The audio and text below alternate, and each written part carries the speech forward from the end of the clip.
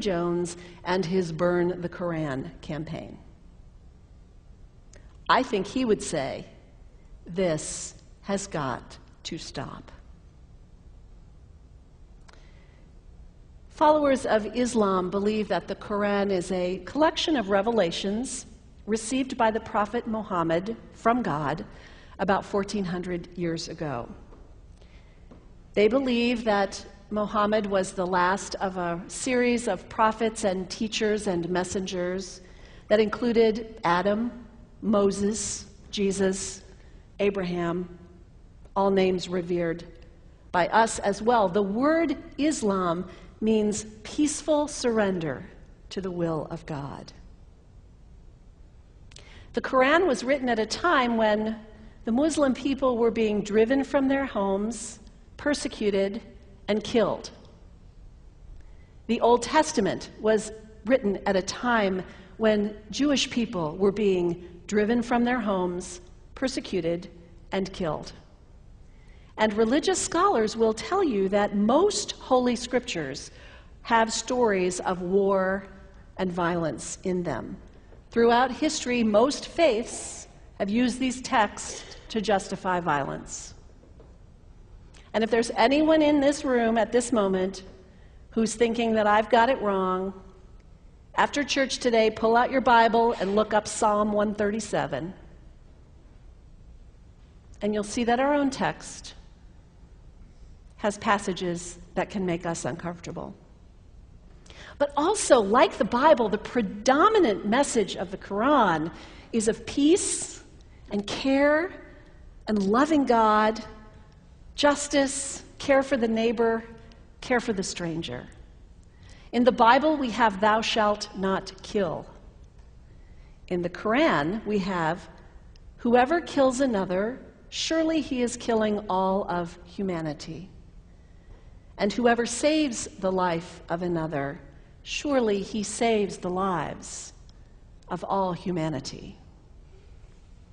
These are words of peace, words of faith, words that could save the world if we would take them to heart. The second thing you can do the next time someone sends you one of those emails demonizing Islam, delete it. Don't forward it. Don't participate in the stereotyping. Don't give in to your fear. It's okay to be a little afraid. We all have those emotions. Just don't give in to it. Don't sign on for it. Don't focus on this tiny group of extremists who commit acts of violence. Focus on the hundreds of millions of Muslim people in the world who are people of faith, whose priorities and concerns and families are not so different from your own.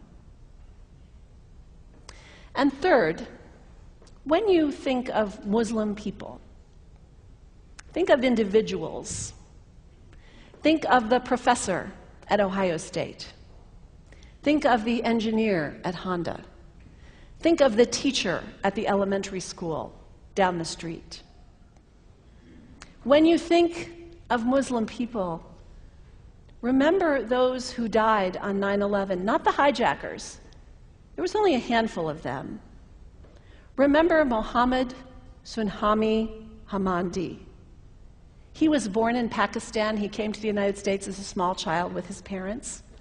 He played high school football. He went to college. He became a part-time ambulance driver. He died, this Muslim young man, on 9/11, trying to rescue people and save lives. When you think of Muslim people, remember Mohammed Salahuddin Cloudhurry. He was a waiter at Windows on the World, which was at the top of the World Trade Center. He died that day. His wife had their baby 2 days later. When you think of Muslim people, remember Rama Salih. She was a woman, 28 years old. Her neighbors described her as fun and outgoing and generous. And she died on American Airlines Flight 11, 7 months pregnant with her first child. Remember the founder of the Islamic Circle of North America, who worked in the World Trade Center and also died on September 11th. That same group now is giving away tens of thousands of copies of the Quran in response to the campaign about burning the Quran. In the language of their own tradition, they are spreading words of faith and peace and hope. One of the ladies at the 8:30 service this morning said to me after, maybe we should declare September 11th, buy a Quran and read some of it. It is for us to share our message of love and hope and peace, but let us do it with grace and respect and, above all, humility. God grant us, as individuals, as a nation, as Christians, the humility for this work.